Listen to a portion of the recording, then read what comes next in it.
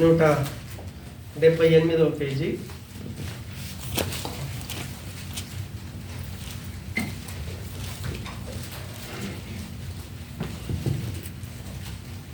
తొమ్మిది, 10, 11 వచనాలు చదువుతున్నాను. మీరు శ్రేష్టమైన కార్యములను వివేచింపగల వారగుటకు మీ ప్రేమ తెలివితోనూ సకల విధములైన అనుభవ జ్ఞానముతో కూడినదై అంతకంతకు అభివృద్ధి పొందవలెననియు, ఇందువలన దేవునికి మహిమయు స్తోత్రమును కలుగునట్లు మీరు యేసుక్రీస్తు వలననైన నీతి ఫలములతో నిండుకొనిన వారై క్రీస్తు దినమునకు నిష్కపటులను నిర్దోషులను కావలెననియు ప్రార్థించుచున్నాను. ప్రేమగల మా తండ్రి, మీకు వందనాలు. నీ మాటల్లోని ఆంతర్యాన్ని మేము అర్థం చేసుకొని ఆ రీతిగా మేము జీవించి నీ మహిమ కొరకు మేమందరము సాక్షులుగా నిలబడుటకు సహాయం చేయమని యేసు నామమున ప్రార్థన చేస్తున్నాము తండ్రి. ఆమేన్. హల్లెలూయా. ఫిలిప్పి సంఘం యొక్క విశ్వాసులకు ఆ సంఘాన్ని నిర్మించినటువంటి అపోస్తలుడైన పౌలుకి ఉన్నటువంటి సంబంధాన్ని ఫిలిప్పి పత్రిక 1వ అధ్యాయం 3 నుంచి 6 వచనాలు ధ్యానించాము. వాళ్ళ పట్ల ఉన్నటువంటి కృతజ్ఞత భావం ఏమిటో చూసాము. 7, 8 వచనాలు మనం ధ్యానించాము. ఆ సంఘస్థుల పట్ల ఆ సేవకునికి ఉన్నటువంటి ప్రేమ ఎలాంటిదో మనం చూసాము. దేవునికి స్తోత్రం. అయితే 9 నుంచి 11 వచనాలలో అపోస్తలుడైన పౌలు ఫిలిప్పి సంఘములు ఉన్నటువంటి, అంటే స్థానికంగా అదే ఫిలిప్పి పట్టణంలో ఉంటూ ఒకటే సంఘంలో ఉంటూ కట్టబడుతున్నటువంటి విశ్వాసుల కొరకు ఆయన ప్రార్థన చేస్తూ ఉన్నాడు. ఏమని ప్రార్థన చేస్తున్నాడు అని అంటే, మనం 9వ వచనాన్ని పోయిన వారం మనం ధ్యానించాం. ఏమి ధ్యానించాం? ఏవి శ్రేష్టమైనటువంటి పనులు ఉన్నాయో వాటినే ఆ సంఘములు ఉన్నటువంటి విశ్వాసులు మెచ్చుకునాలి. చెడిపోయిన పనులు చేస్తే మెచ్చుకోకుండా శ్రేష్టమైన పనులు, ఆ పనులనే మెచ్చుకునేటట్టు వాళ్ళకున్నటువంటి ప్రేమ, ఆ విశ్వాసుల్లో ఉన్నటువంటి ప్రేమ దినదినం వివేకము కలిగి దేవుని యొక్క జ్ఞానం చేత నింపబడుతూ వాళ్ళు ఎదగాలని ఆయన ప్రార్థన చేస్తూ ఉన్నాడు. ఒక సంఘంలో ఉన్నటువంటి విశ్వాసుల కొరకు కాపరి చేయవలసినటువంటి ప్రాముఖ్యమైనటువంటి ప్రార్థన ఏంటి అంటే, సంఘంలో ఉన్న విశ్వాసులు ఒక పని చేస్తున్నప్పుడు తోటి విశ్వాసుల యొక్క జీవితాలను గమనిస్తూ ఉన్నప్పుడు ఏది మంచి పని చేస్తున్నాడో మంచి పనినే మెచ్చుకునాలి. అలా మెచ్చుకునాలి అంటే వాళ్ళు దేవుని యొక్క జ్ఞానం చేత నింపబడాలి, దేవుని యొక్క ప్రేమ చేత నింపబడాలి. వాళ్ళలో ఉన్నటువంటి ప్రేమ న్యాయమైనదైతే, వాళ్ళలో ఉన్నటువంటి ప్రేమ పవిత్రమైనదైతే, వాళ్ళలో ఉన్నటువంటి ప్రేమ నీతితో కూడినదైతే వాళ్ళు ఏం చేస్తారంటే శ్రేష్టమైన పనులను మాత్రమే మెచ్చుకుంటారు. ఆ రీతిగా సంఘములు ఉన్న విశ్వాసులు దినదినము ఎదగగలగాలి. దాని కొరకు సంఘములు ఉన్నటువంటి కాపరి కానీ పెద్దలు కానీ సంఘములు ఉన్న ప్రతి విశ్వాసి ప్రార్థన చేయాలి. ఎందుకొరకు చేయాలో నేను లాస్ట్కి చెప్తాను.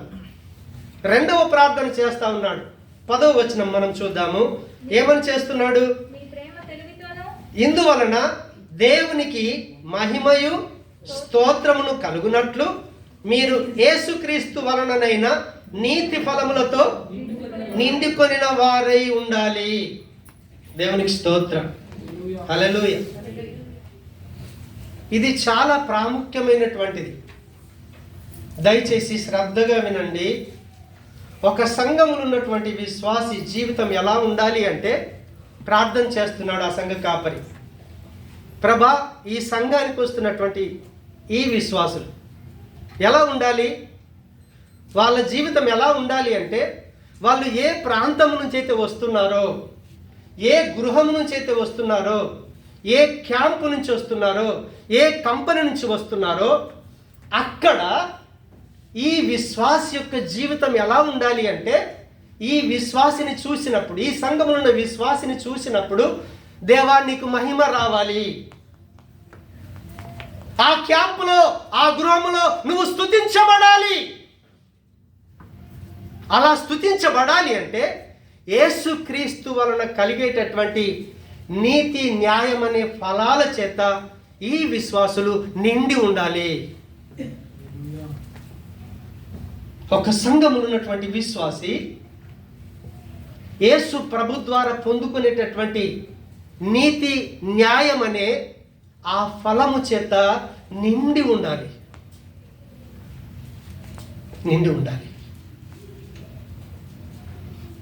ఇక్కడున్న మీరందరూ కూడా ఒక నెలంతా మీరు కంపెనీలో పని చేస్తే నెల నాటికి వచ్చే ఫలం ఏంటో తెలుసా? మీ సాలరీ. ఒక కంపెనీలో ఆ నెలంతా కూడా ఆ కంపెనీతో సంబంధం పెట్టుకొని, ఆ కంపెనీ ఇచ్చిన కాంట్రాక్ట్తో సంబంధం పెట్టుకొని మీరు కష్టపడితే నెల నాటికి మీకు వచ్చేటటువంటి ఫలం ఏదైతే ఉందో మీ నెల సాలరీ వస్తుంది, మీ నెల జీతం వస్తుంది. అయితే ఇప్పుడు నీతి న్యాయం అనే ఫలం ఎలా వస్తుందో తెలుసా? మీకు చెప్పగలుగుతారా? మీలో ఏమని ప్రార్థన చేస్తున్నాడు పౌలు అక్కడ? ఈ విశ్వాసుల జీవితాల్లో నీతి న్యాయం అనే ఫలము రావాలి. హల్లెలూయా.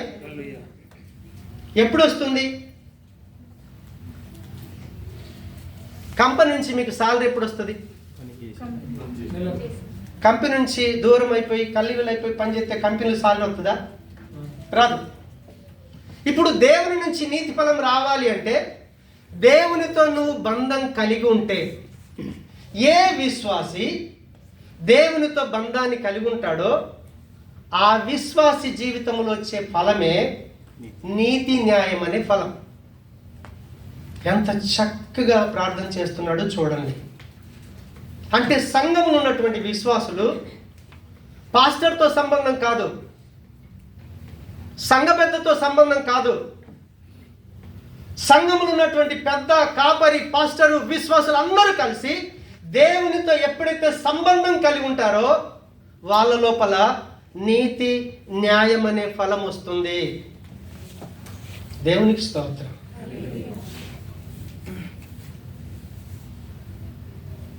ఒక మాట యాకోబు పత్రిక 3వ అధ్యాయం 18వ వచనాన్ని చదివితే ఎంత ఎక్సలెంట్ సమాధానం చెప్తున్నాడో చూడండి. అంటే ఒక విశ్వాసిలో నీతి న్యాయం అనే ఫలం ఎప్పుడు అభివృద్ధి చెందుద్ది? ఎప్పుడు అభివృద్ధి చెందుద్ది అంటే దేవుని యొక్క వాక్యం సెలవిస్తుంది. చదువున్నాను. మళ్ళీ చదువు. నీతి ఫలము సమాధానము చేయువారికి సమాధానమందు విత్తబడును. మళ్ళీ చదువు. నీతి ఫలము సమాధానము చేయువారికి సమాధానమందు విత్తబడును. దేవునికి స్తోత్రం. ఆ మాట మీకు అర్థమయ్యేటట్టు చెప్పాలి అంటే ఒక్క విశ్వాసి లోపల నీతి న్యాయం అనే ఫలం ఎప్పుడు విత్తబడుతుంది, ఎప్పుడు అభివృద్ధి చెందుతుంది అని అంటే సంఘంలో ఉన్నటువంటి ప్రతి విశ్వాసి దేవునితో సంబంధం కలిగి ఉండాలి, తోటి విశ్వాసితో సంబంధం కలిగి ఉండాలి. ఎప్పుడైతే దేవునితో సంబంధం, తోటి విశ్వాసితో ఎప్పుడైతే సంబంధం కలిగి ఉంటాడో ఆ వ్యక్తి లోపల, ఆ విశ్వాసి లోపల దేవుడు ఏం చేస్తాడంటే నీతి న్యాయం అనే ఫలాన్ని అభివృద్ధి చేస్తాడు. మనలో నీతి రావాలి, న్యాయం అనే ఫలం రావాలి అంటే, నాలో నీతి ఫలం న్యాయ ఫలం రావాలి అంటే నేను నా దేవుడితో మంచి సంబంధం కలిగి ఉండాలి, నా తోటి విశ్వాసితో కూడా మంచి సంబంధం కలిగి ఉండాలి. వాక్యం అదే చెప్తుంది. అలా సంబంధాన్ని ఎప్పుడైతే కలిగి ఉంటామో అప్పుడు ఏం జరుగుద్ది అనంటే మన లోపల దేవునిలో ఉన్నటువంటి నీతి, దేవునిలో ఉన్నటువంటి న్యాయం అనే ఫలం మన జీవితంలో రోజు రోజు అభివృద్ధి చెందుతుంది. రోజు రోజు అభివృద్ధి చెందుతుంది. అందుకే ప్రభు అయినటువంటి యేసుక్రీస్తుల వారు ఆయన యోహాను చేత బాప్తిసం పొందాడు. యోహాను చేత బాప్తిసం పొందిన తర్వాత మత్తయి సువార్త 4వ అధ్యాయంలో ఆయన ప్రార్థన జీవితాన్ని ఆరంభించాడు. 40 దినాలు ఫాస్టింగ్ ప్రేయర్ అయిన తర్వాత ఆయన రాజ్య సువార్తను ప్రకటిస్తూ 5వ అధ్యాయానికి వచ్చేసరికి ఒక మనిషి దేనిని కలిగి ఉంటే ధన్యుడు అనే విషయంలో అక్కడ 9 ధన్యతలు చెప్పుకుంటూ వచ్చాడు. దేవునికి స్తోత్రం. అందులో 4వ ధన్యత ఏమంటాడంటే మత్తయి సువార్త 5వ అధ్యాయం 6వ వచనం అంటాడు, హల్లెలూయా, నీతి కొరకు ఆకలి దప్పిక కలవారు ధన్యులు. వాళ్ళకి ఏం దొరుకుద్దట?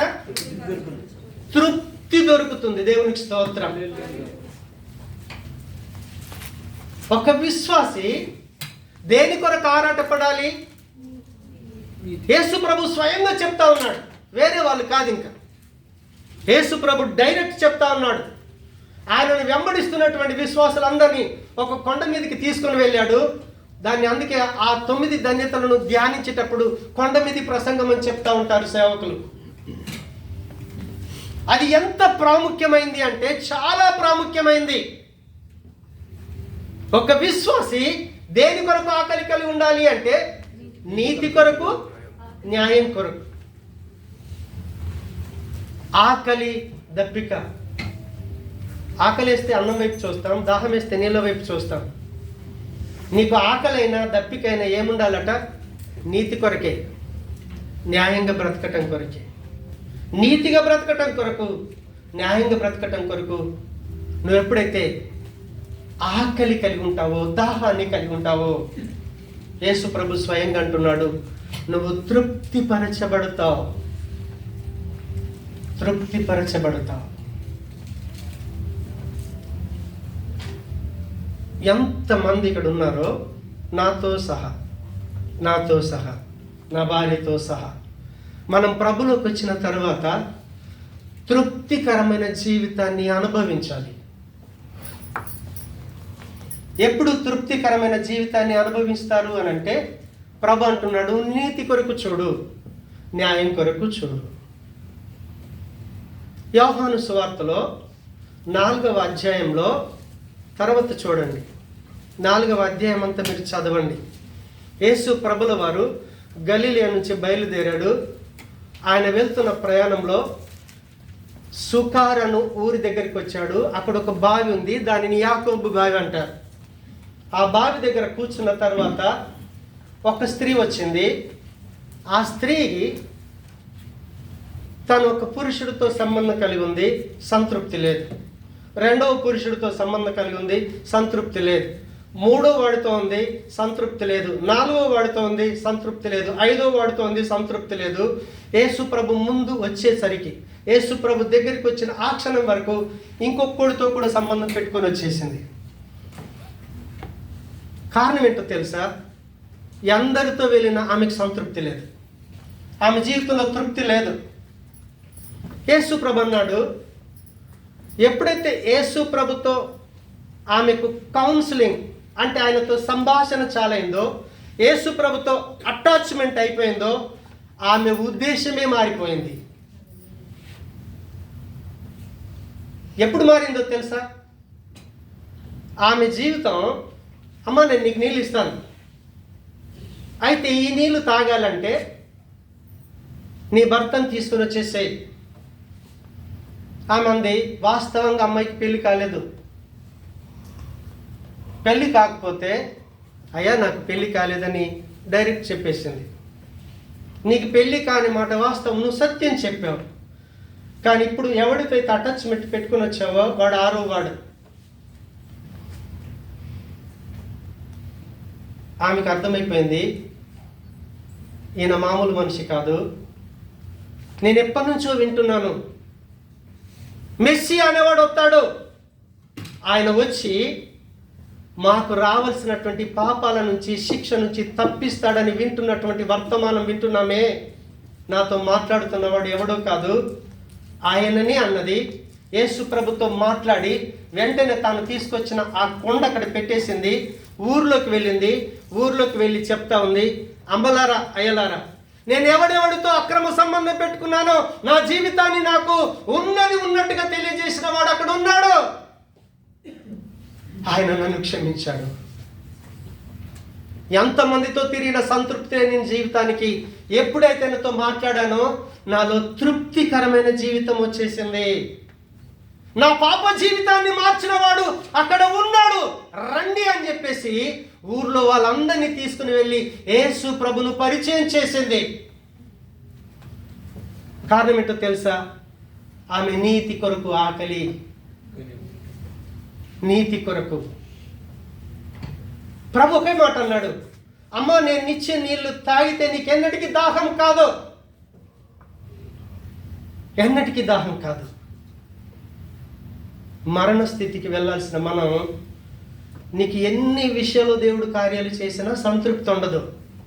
కానీ ఎప్పుడైతే నా పాపము నుంచి, నేను చేసినటువంటి తప్పుల నుంచి, ఒకరోజు నేను వెళ్ళాల్సిన నరకంలో అనుభవించిన శిక్ష నుంచి నా యేసయ్య తప్పించాడు అని నువ్వు ఎప్పుడైతే యేసు ప్రభును హృదయపూర్వకంగా స్వీకరించగలుగుతావో అప్పుడు నువ్వు దేన్ని వెతుకుతున్నావు అంటే నీతిని వెతుకుతున్నావు, న్యాయాన్ని వెతుకుతున్నావు. పరలోకంలో నీతిమంతులు ఉంటారు, పరలోకంలో న్యాయవంతులు ఉంటారు. అన్యాయంతో అవినీతితో నిండిపోయిన మనం అందరం ఎప్పుడైతే యేసు ప్రభు నీతిని, యేసు ప్రభు న్యాయాన్ని నువ్వెప్పుడైతే ఇష్టపడతావో నీ జీవితం మారిపోతుంది. అందుకే ప్రభు అన్నాడు, నువ్వెప్పుడైతే నా యేసును స్వీకరించగలుగుతావో నీకు దగ్గర డబ్బున్నా లేకపోయినా, ఉద్యోగం ఉన్నా లేకపోయినా, భర్త ఉన్నా లేకపోయినా, పిల్లలున్నా లేకపోయినా, ఆరోగ్యం ఉన్నా లేకపోయినా తృప్తిగా జీవించగలుగుతావు. దేవునికి స్తోత్రం. అందుకే ప్రభుల వారు మొట్టమొదలు కొండ మీదకి తీసుకుని వెళ్ళి వాళ్ళకి చేసిన ప్రసంగమే నీతి కొరకు ఆకలి దప్పులు గలవారు ధన్యులు, వారు తృప్తిపరచబడతారు. ఆయన అక్కడికి వస్తే మీకు కష్టాలు పోతాయండి, మీ రోగాలు పోతాయండి అని చెప్పలా.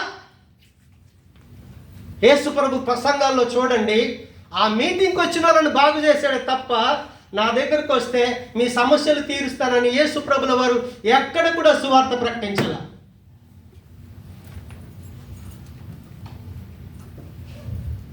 అందుకే సంఘములో ఉన్న విశ్వాసులు ఎలా జీవించాలి అంటే 10వ వచనం మళ్ళీ చదువుతున్నాను. ఇందువలన దేవునికి మహిమయు స్తోత్రము కలుగునట్లు.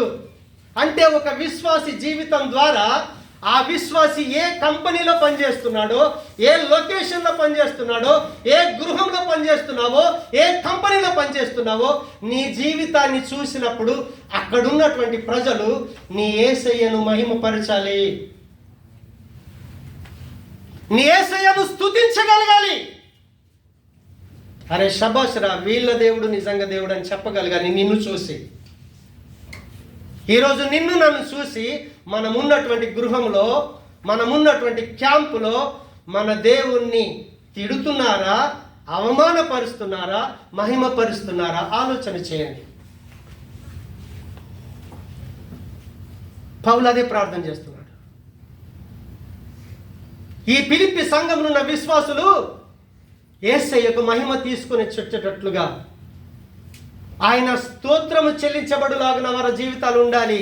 వాళ్ళ జీవితాలు అలా ఉండాలి అంటే వాళ్ళ జీవితాలకు యేసు ప్రభు వల్ల కలిగేటటువంటి నీతి న్యాయం అనే ఫలము చేత వాళ్ళు నిండుకొని ఉండాలి, నిండుకొని ఉండాలి. మన జీవితాలు దేంతో నిండుకొని ఉన్నాయి? ఒకసారి ఆలోచన చేయండి. నీ జీవితంలో నీతి ఉందా, న్యాయం ఉందా? లేకపోతే అవినీతి కొరకే, అన్యాయం కొరకే ఇష్టపడతా ఉన్నావా? ఇంటి దగ్గర చక్కటి భార్యలు ఉన్నారు, చక్కటి భర్తలు ఉన్నారు. ఇక్కడికి వచ్చిన తర్వాత భర్తను మర్చిపోతున్నారు, భార్యలను మర్చిపోతున్నారు. అక్రమమైన సంబంధాలు పెట్టుకొని దేవునికి అవమానం తీసుకొస్తున్నారు. ఫిలిప్పి సంఘంలో ఉన్న విశ్వాసులు అలా లేరు. కారణం ఏంటో తెలుసా? ఆ సంఘంలో ఉన్న విశ్వాసులు యేసు ప్రభు వల్ల కలిగేటటువంటి నీతి చేత, న్యాయం చేత వాళ్ళు నింపబడి ఉన్నారు. ఇప్పుడు మన జీవితాల్లో కూడా అదే నీతి, అదే న్యాయం రావాలంటే ఎలా రాగలుగుతుంది చెప్తారా? ఆధారం ఏమన్నా ఉందా? ఒకసారి యోహాను సువార్త 15వ అధ్యాయం 4వ వచనం చదవండి త్వరగా. నా యందు నిలిచి ఉండండి, నిలిచి ఉంటాను. తీగ ద్రాక్షవల్లిలో నిలిచి ఉంటేనే గాని తానంతట తానే ఎలాగు ఫలింపదో అలాగే నాయందు నిలిచి ఉంటేనే గాని మీరు ఫలింపరు. 6వ వచనం ఒకసారి చదువు. ఎవడైనను నా యందు నిలిచి ఉండని ఎడల వాడు తీగ వలె బయట పారివేయబడి ఎండిపోవును. మనుషులు అట్టి వాటిని పోగు చేసి అగ్నిలో పారవేతురు, అవి కాలిపోవును. దేవునికి స్తోత్రం. మీరు యోహాను సువార్త 15వ అధ్యాయం 1 నుంచి ఆఖరి దాకా దయచేసి ఇంటికి వెళ్ళిన తర్వాత స్థిరంగా చదవండి. యేసు ప్రభు స్వయంగా చెప్తున్నాడు, నా తండ్రి వ్యవసాయకుడు, నేను ద్రాక్షవల్లిని. నా తండ్రి ఏమో వ్యవసాయం చేస్తాడు, ఆ తోటలో ఉన్నటువంటి ద్రాక్ష చెట్టును నేను. అయితే మీరు ద్రాక్ష తీగలు, నేను ద్రాక్ష చెట్టును. తీగ ద్రాక్షవల్లిలో నిలిచి ఉంటేనే గాని దానంతటా అది ఫలింపదు. ఇప్పుడు ద్రాక్ష గెల తీగకు రావాలి అంటే ద్రాక్ష చెట్టుతో తీగ అంటకట్టబడి ఉండాలి, అది ఫలింపు వస్తుంది. కారణం ఏంటో తెలుసా? ఆ నేలలో దాని వేరు లోతుకు తన్నుకొని వెళ్ళింది, దానికి కావలసినటువంటి సారం ఆ నేల నుంచి వస్తుంది. కాబట్టి ఆ యొక్క చెట్టుతో ఏ తీగ సంబంధాన్ని కలిగి ఉందో దానికి ఫ్రూట్స్ వస్తాయి. ఇప్పుడు క్రీస్తుతో సంబంధం కలిగి ఉండటం అంటే ఏంటి చెప్తారా? యేసుప్రభు స్వయంగా అన్నాడు. యేసుప్రభు ఎక్కడున్నాడు? మరి మీకు డౌట్ రావాలి కదా. యేసుప్రభు ఏమన్నాడంటే, నాతో మీరు సంబంధం కలిగి ఉండాలి, నాతో అంట కట్టబడి ఉండాలి, మీరు నాలో నిలిచి ఉండాలి. మీరు నాలో నిలిచి ఉంటేనే మీరు ఫలిస్తారు. ఒకవేళ నాకు దూరం అయితే మీరు ఫలించరు, మీరు ఎండిపోతారు. చివరికి ఎండిపోయిన తీగలన్నీ కూడా ఎలాగూ కాల్చివేస్తామో అలా మీరు నరకానికి అప్పగించబడతారు. మరి క్రీస్తు ఎక్కడున్నాడు? యేసుప్రభు ఎక్కడున్నాడు చెప్పరా? యేసుప్రభు ఏడున్నాడు? ఇప్పుడు ఎక్కడున్నాడు యేసుప్రభు? ద్రాక్ష చెట్టు గురించి అడగట్లా. యేసుప్రభు ఏడి? హల్లెలూయా. మనందరి లోపల యేసుప్రభు ఉన్నాడు. హల్లెలూయా. సంఘము క్రీస్తు శరీరము. సంఘం అంటే ఇప్పుడు నా శరీరం ఉంది, నా శరీరంలో తల నుంచి కన్నులున్నాయి, చెవులున్నాయి, ముక్కుంది, నోరుంది, చేతులున్నాయి, కాళ్ళున్నాయి, శరీరంలోని అవయవాలన్నీ కలిపి మీరేమంటారంటే జేమ్స్ పాస్టర్ గారు అంటారు. జస్ట్ నేను ఒక తల చూపించి జేమ్స్ పాస్టర్ అంటే మీరేమంటారు? ఒప్పుకుంటారా? మనిషిని పూర్తిగా చూపించి ఈయన జేమ్స్ అంటే ఓకే, కానీ నేను ఇలా చేతి చూపించాను, అక్కడ జేమ్స్ ఉన్నాడంటే మీరు నమ్ముతారా? నమ్మరు. ఎందుకో? చేతి మాత్రమే అది. చెయ్యి, ముక్కు, కన్ను, కాలు అన్నీ కలిసి ఉంటే ఆయన ఈయన మనిషి అండి అని అంటాం.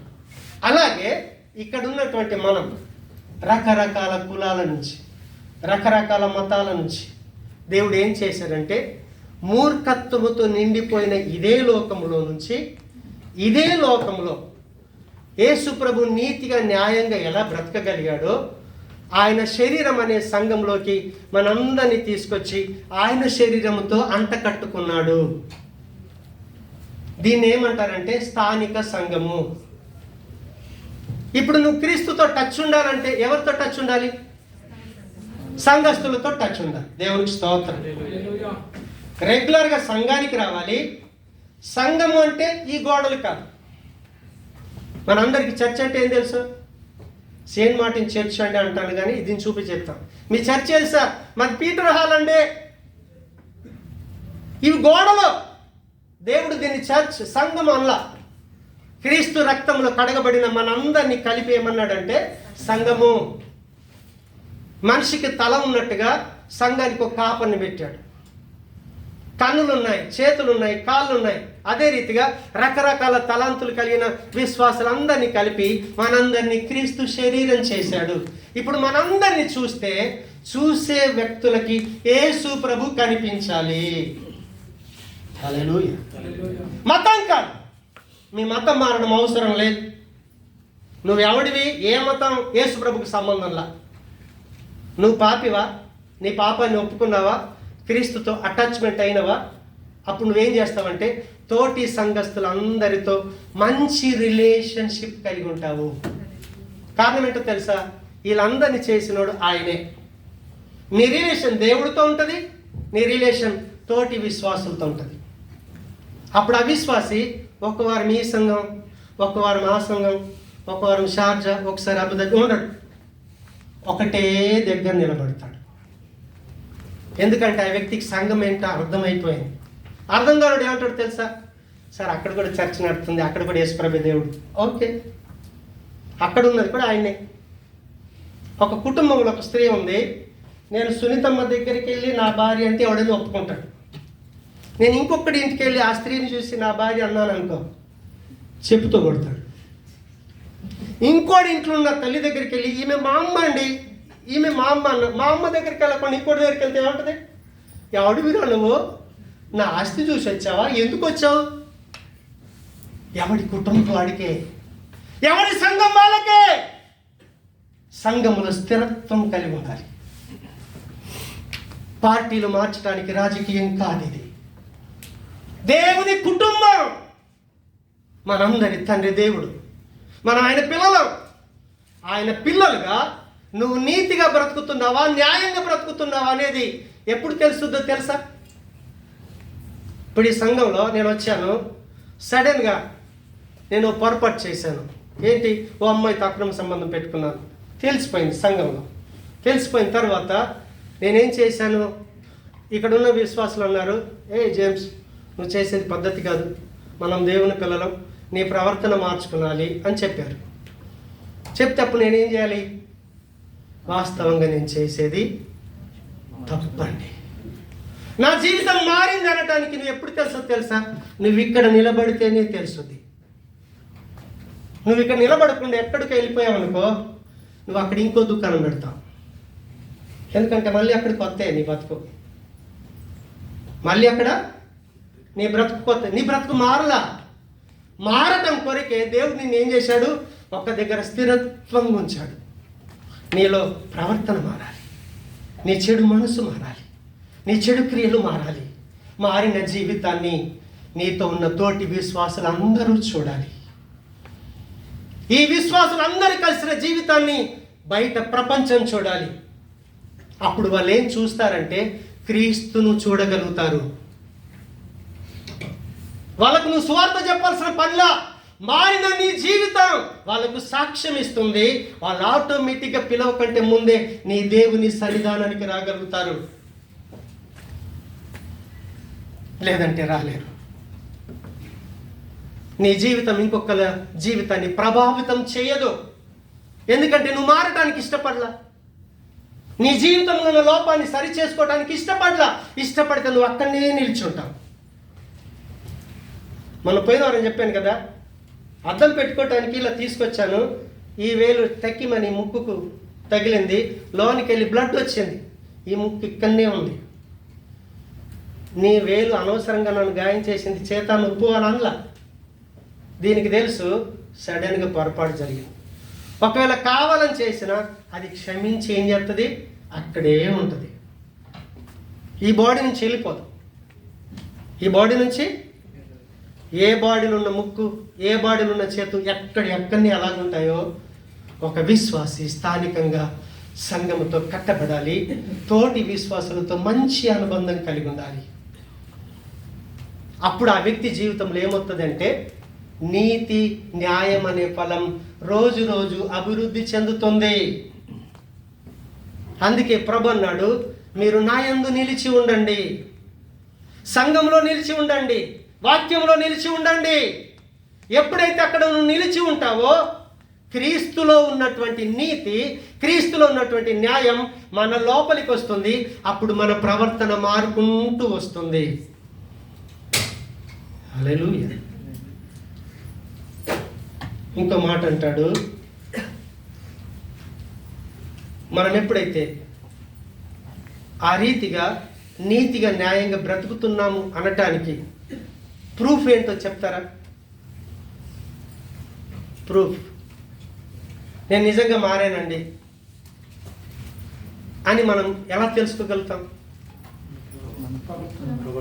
యేసు ప్రభు ఒక మాట చెప్తున్నాడు. మత్తయి 7:17-20 చూస్తే, మత్తయి 7:17-20 ఆయన జనసమూహమును విడిచి అలాగుననే ప్రతి మంచి చెట్టు అలాగుననే ప్రతి మంచి చెట్టు మంచి ఫలములు ఫలించును, మంచి ఫలములు ఫలించును, పనికి మాలిన చెట్టు కాని కాని ఫలములు ఫలించును, ఫలములు ఫలించును. మంచి చెట్టు కాని ఫలములు ఫలింపనేరదు, మంచి చెట్టు ఏమో కాని ఫలాలను ఫలింపనేరదు, పనికి మాలిన చెట్టు మంచి ఫలములు పనికి మాలిన చెట్టు ఏమో మంచి ఫలాలను ఫలింపనేరదు. మంచి ఫలములు ఫలింపని ప్రతి చెట్టు మంచి ఫలములు ఫలింపని ప్రతి చెట్టు నరకబడి అగ్నిలో వేయబడుతుంది. హల్లెలూయా. ఇప్పుడు మీకు అర్థమైందా?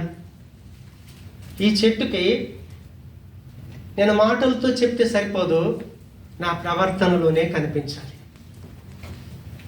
నువ్వు నీ క్యాంపులో, నీ రూమ్లో, నీ గృహంలో, నువ్వు ఎక్కడుంటున్నావు అక్కడ నీ మంచి క్రియలు కనిపించాలి.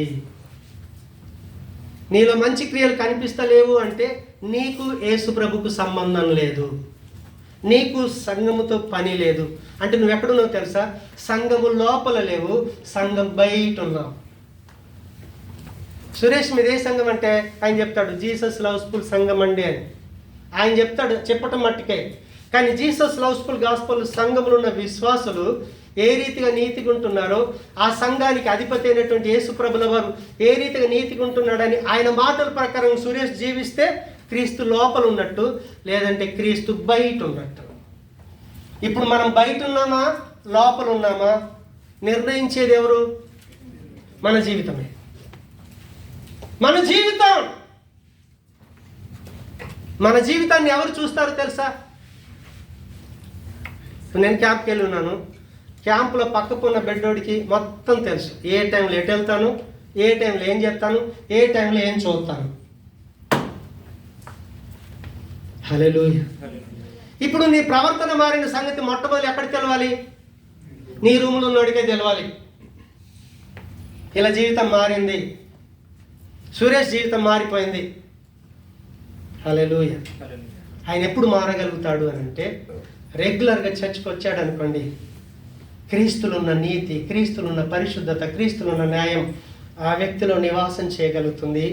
మెల్లమెల్లగా ఆయన బ్రతుకు మారిపోద్ది. అప్పుడు సురేష్ రూమ్లో ఉన్న వ్యక్తి అంటాడు, సురేష్ నువ్వు చర్చ్కి వెళ్తున్నావు కదా, నువ్వు అదే డ్రైవర్ పని చేస్తున్నావు, నేను అదే డ్రైవర్ పని చేస్తున్నాను. పని చేసి వచ్చిన తర్వాత నువ్వు ఎలా నిద్ర పడుతుంది? నాకు పెగ్గేసేదాకా నిద్ర రావట్లా, నాకు సినిమా చూసేదాకా నిద్ర రావట్లా, ఇది పట్టేదాకా అసలు అన్నం అరగట్లా, ఇటు రావట్లా. నువ్వు ఎలా ఉండగలుగుతున్నావు? ఆయన ఎందుకు అలాగుంటున్నాడు అంటే ఆయన క్రీస్తుతో సంబంధం పెట్టుకున్నాడు. క్రీస్తులున్న నీతి, క్రీస్తులున్న న్యాయం, క్రీస్తులున్న పవిత్రత, క్రీస్తు యొక్క ఆత్మ, పరిశుద్ధాత్మ దేవుడు నాలో ఆ చెడ్డ పనులు చేయకుండా నన్ను బలపరుస్తాడు. దేవుని బలం నా జీవితాలు మారుస్తుంది. ఆయన బలం ద్వారా వచ్చేటటువంటి ఫలమే నీతి ఫలం, న్యాయ ఫలం. అందుకే సురేష్ను రావద్దన్నా కూడా, అయ్యగా నువ్వు కొట్టినా నేను అక్కడికి వస్తాను, మారనా, నాకు బండి లేదు కదా, మెట్రోకి వచ్చి పడి ఉంటానని చెప్పేసి మెట్రోకి పడి వచ్చాడు. టైం దొరికింది, రెంట్ కార్ దగ్గరికి వెళ్ళాడు. ఈరోజు 100 రూపాయలు రెంట్ పోయినా సరే, అయ్యా నాకు బండి కావాలి, బండి తీసుకొని వచ్చేస్తా ఉన్నాడు. కారణం ఏంటో తెలుసా? దేవునితో అటాచ్మెంట్. దేవుడితో అటాచ్మెంట్ ఉంటే దేవుడి సన్నిధికి రావడానికి జేబులో డబ్బులు ఉన్నాయా, ఈరోజు ఆరోగ్యం బాగాలేదా, ఏది చూడడాడు, అచ్చి పడిపోతాడు సంఘంలో, అచ్చి సంఘంలో పడిపోతాడు. పొద్దు నుంచి రాత్రి దాకా వాళ్ళ యజమాని పెండేస్తున్నాడు, రెస్ట్ లేదు. కానీ ఈరోజు నా దేవుని సముఖానికి వెళ్ళాలి, నా అలసట తీరాలి, నా దేవుని సముఖంలో నా దేవుడు ఇచ్చేటటువంటి సమాధానం, నెమ్మది, విశ్రాంతి నేను కలిగి ఉండాలి అంటే నా దేవుడి దగ్గరికి వెళ్ళాలి. పరిగెత్తుకొని వస్తాడు, పరిగెత్తుకొని వస్తాడు. ఆ రీతిగా మనం ఎప్పుడైతే సంఘంలో నిలిచి ఉంటామో, క్రీస్తులో నిలిచి ఉంటామో, క్రీస్తులో ఉన్నటువంటి నీతి, క్రీస్తులో ఉన్న న్యాయం మనలో పెరగటం ఆరంభిస్తుంది. పౌలు అందుకే ప్రార్థన చేస్తున్నాడు, మీ జీవితాల ద్వారా, ఈ ఫిలిప్పి సంఘంలో ఉన్నటువంటి విశ్వాసుల ద్వారా యేసయ్యకు మహిమ రావాలి, యేసు ప్రభుల వారు స్తుతించబడాలి. అందుకే వీళ్ళందరికీ ఏం కావాలంటే క్రీస్తులో ఉన్నటువంటి నీతి న్యాయం అనే ఫలము చేత నిండి ఉండాలని రోజు ప్రార్థన చేస్తూ ఉన్నాడు. నా ప్రార్థన కూడా అదే, మీ ప్రార్థన కూడా అదే కావాలి. మన జీవితాల్లో మన మాటలు మారాలి, మన తలంపులు మారాలి, మన ఆలోచనలు మారాలి, మనం జీవించే విధానం మారాలి. సండే వచ్చిందా దేవుడి దగ్గర వాలిపోవాలి అంతే. నీకు చుట్టి దొరికిందా, నీకు హాలిడే దొరికిందా, అవసరమైతే ఉపవాసం ఉండు, ప్రార్థన చేయి, వాక్యాన్ని చదువు, వాక్యాన్ని ధ్యానించు. హాలిడే వస్తే బీచులు కావాలి. ఏం కావాలి? దొరక వచ్చింది హాలిడే, బీచ్లో గడిపి వచ్చేస్తాం. నీకు హాలిడే ఇచ్చింది ఎందుకో తెలుసా? దేవుడు నాతో గడుపుతాడని. చుట్టి కావాలని ఉన్న వరకు లేదు, ఉన్నవాడేమో రావట్లా. ఎంత దౌర్భాగ్య స్థితితో చూడండి. ప్రార్థన చేద్దాం. ప్రభా, నా జీవితం ద్వారా నీకు మహిమ రావాలి, నా జీవితం ద్వారా నువ్వు స్తుతించబడాలి. అందుకొరకు నీలో ఉన్న నీతి, నీలో ఉన్న న్యాయం అనే ఫలం నాలో రోజు రోజు అభివృద్ధి కావాలి స్వామి. ఈ రోజు నుంచి నేను అదే ప్రార్థన చేస్తాను. నాకు అది కావాలి, నాకు అది కావాలి. ప్రేమ కలిగిన మా తండ్రి, కృప కలిగిన మా దేవా, మీకు వందనాలయ్యా. మీరు కృప చూపించండి. నీతో అంట కట్టబడిన జీవితం మాకు కావాలి. సంఘంలో ఉన్న ప్రతి విశ్వాసతో చక్కటి అనుబంధం కావాలి. సంఘానికి శిరస్సు అయిన యేసయ్య నీతో చక్కటి అనుబంధం కావాలి. నా దేవుడితో అనుబంధం, నా సహోదరుడితో, నా సహోదరితో అనుబంధం. అప్పుడు నాలో నీతి న్యాయాలు అభివృద్ధి చెందుతాయని యాకోబు పత్రిక 3వ అధ్యాయం 18వ వచనంలో ఇచ్చినటువంటి ఆ వాగ్దానం నా జీవితంలో, మా జీవితంలో మీరు నెరవేర్చండి స్వామి, మీరు నెరవేర్చండి. నీ కృపకు అప్పగించుకుంటూ మీరు మమ్మల్ని దర్శించినందుకు వందనాలు. నీ నీతి చేత, న్యాయం చేత మేము ఫలించుటకు, మేము నీ యందు నిలిచి ఉండేటటువంటి భాగ్యాన్ని, నీ శరీరమును నిలిచి ఉండే భాగ్యాన్ని, నీ వాటల్లో, నీ వాక్యములో నిలిచి ఉండే భాగ్యాన్ని నాకు మా అందరికి ఇచ్చి కేవలము నీ మహిమ కొరకు మమ్మల్ని సాక్షులుగా నిలబెట్టుకుంటున్నారు. మీకు వందనాలు చెల్లిస్తూ యేసు నామమున ప్రార్థన చేస్తున్నాము తండ్రి. ఆమేన్.